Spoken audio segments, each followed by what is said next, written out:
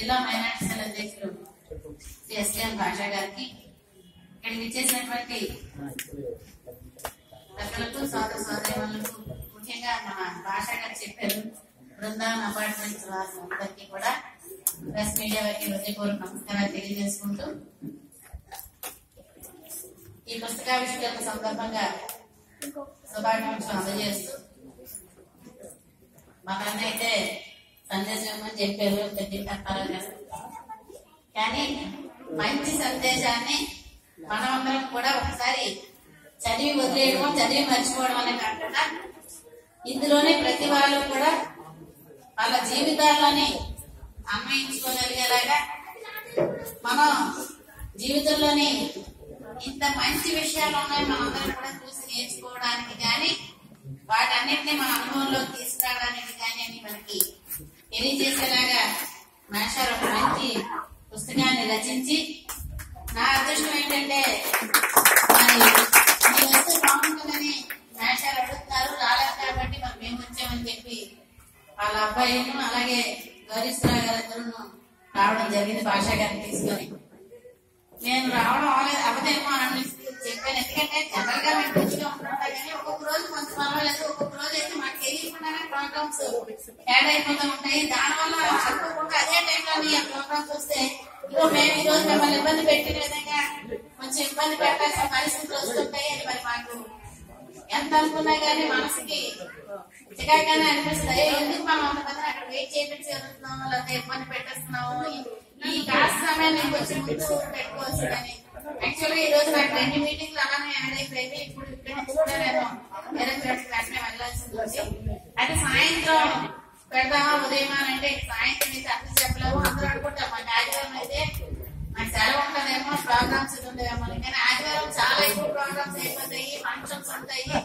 అందువల్ల ఆదివారం సాధారణ టైం ఇవ్వాలంటే కూడా ఏ ప్రోగ్రామ్స్ యాడ్ అయిపోతాయి అని మనకు భయం ఉంటుంది. కానీ ఈ రోజు ఎలాగైనా సరే మేము మిమ్మల్ని అందరినీ కూడా కలవాలి, మాస్టర్ తాలూకు ఆశీర్వాదం మేము కూడా తీసుకోవాలి.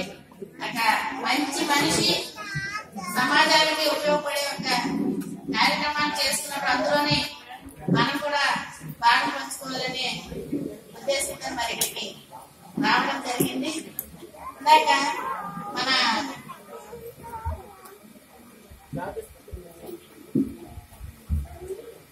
పెద్ద అప్పారావు గారు మాట్లాడుతూ చెప్పారు మాస్టర్ సంతానం గురించి, ఇద్దరు దివ్యాంగులు అని. కానీ మాస్టర్ అసలు ఏదైనా సరే వైకల్యం అనేది ఉంటే అది మనసుకు ఉన్నది తప్పింది శరీరానికి కాదు. పిల్లలు కూడా సమాజంలోని సగర్వంగా తలెత్తుకుని తిరిగేలాగా, వాళ్ళని చూసి చుట్టూ ఉండే వాళ్ళు గర్వపడగలిగేలాగా పెంచి ఈ రోజు మన ముందు నుంచి వాళ్ళని సొసైటీకి అందించారనే దాన్ని బట్టి మరి మాస్టర్ తాలూకు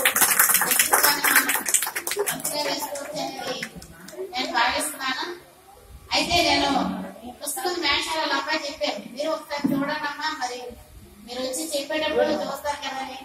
నేను ఇవన్నీ చూస్తే చాలా నేను ఫస్ట్ అనుకున్నాను ఇంత పుస్తకం ఉంది, మాకు కనీసం చూడాలంటే ఒక అరగంట గంట పడుతుంది కదా, అంత టైంకి మనం ఎప్పుడు పెట్టుకోగలం, కార్లో వెళ్తున్నప్పుడు చూడాలంటే కళ్ళు లాగేస్తూ ఉంటాయి, ఇంటి దగ్గర చూడాలంటే ఎవరు కనీసం పుస్తకం చూసేయాలంటే టైం అవకాశం ఇవ్వట్లేదని. కానీ అయినా ఎలాగంటే ఒకసారి చూడాలి అంత అభిమానంగా మాస్టర్ పిలిచేటప్పుడు అని అనుకున్నాను. నేను ఇందులోని మాస్టర్ జానవ ప్రసిద్ధి రాసినవి కానీ, పెన్షనర్స్ అసోసియేషన్ బిల్డింగ్ ఓపెనింగ్ అప్పుడు రాసిన కవితలు కానీ, మరి మా శ్రీమతి గారి జన్మదినం సందర్భంగా వాళ్ళిద్దరు తాలూకు అనుబంధాన్ని గుర్తు చేసుకుంటూ, ఏదైనా జీవిత భాగస్వాములు ఇద్దరు అనుకుని ఉంటే ఆ బంధం దగ్గర ఏ బంధం కూడా సాటి కాదని తెలియపరచినవి కానీ, ఇలా చాలా ఇవి దేవుడు అనేవాడు నిజంగా ఉన్నాడా లేదా అనేది ప్రశ్నిస్తూ రాసినవి కానీ అవన్నీ చూసాక అనిపించింది ఖచ్చితంగా ఎవరైనా సరే నిరాశ నిస్పృహలకు లోనైన వాళ్ళు ఈ పుస్తకాన్ని చదివితే ఒక మంచి ఆలోచన విధానం వస్తుంది. మనం కూడా జీవితంలోని ఏదో ఒకటి సాధించగలగాలి, కనీసం మనకి మనం ఉపయోగపడగలిగేలాగా ఉండాలనే ఆలోచన వస్తుందని మాస్టర్ బహుశా ఇది రాసి ఉంటానని నేను భావించాను. చాలా సరళ పదాలు, ఎవరైనా సరే ఇలా చూస్తే అలాగా చదివేది. ఒక కవిత చదివిన తర్వాత ఇంకోటి చదవాలనిపించేటట్టు. ఎందుకంటే చిన్నప్పుడు మామూలు ఈ వీకీస్ కానీ ఏమైనా చదువుతుండేటప్పుడు, చిన్నప్పుడు అంటే పెళ్లికి ముందు కానీ అప్పుడు చదువుతుండేటప్పుడు కవితల గురించి వాటి గురించి చాలా మటుకు జోక్స్ వచ్చేవి. అవి కవితలు అంటే ఇక్కడి నుంచి అక్కడి నుంచి పారిపోతున్నారు, అలాగే తెచ్చానంటే ఓ అలాగే ఉంటాయేమో, అయితే కవితలు సాహిత్యంతో బాగా అనుబంధం అది ఉండేవాళ్ళు, లేకపోతే రచయితలు ఎవరో వాళ్ళు మాత్రమే చదువుతారు, వాళ్ళకి మాత్రమే తెలుస్తుంది అనేటువంటి భ్రమ చాలా మంది ఉంటుంది.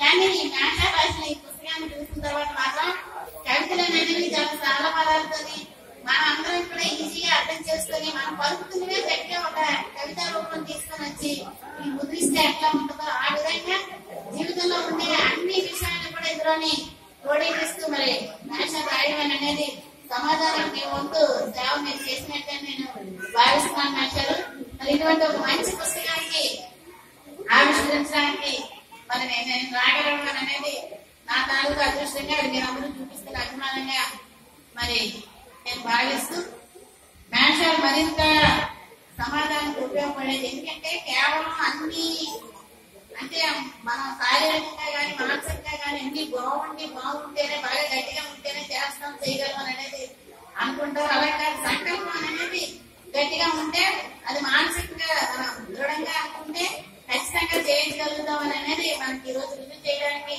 మన మేషాలు ఎక్కడికైనా వెళ్ళలేని పరిస్థితుల్లో ఉన్నప్పటికీ కూడా ఒక మంచి కార్యక్రమాన్ని తమ ద్వారా రూపొందించి సమాజానికి ఇస్తున్నందుకు మన మేషానికి మన అందరి తరఫు నుంచి కూడా హృదయపూర్వక ధన్యవాదాలు తెలియజేస్తుంది.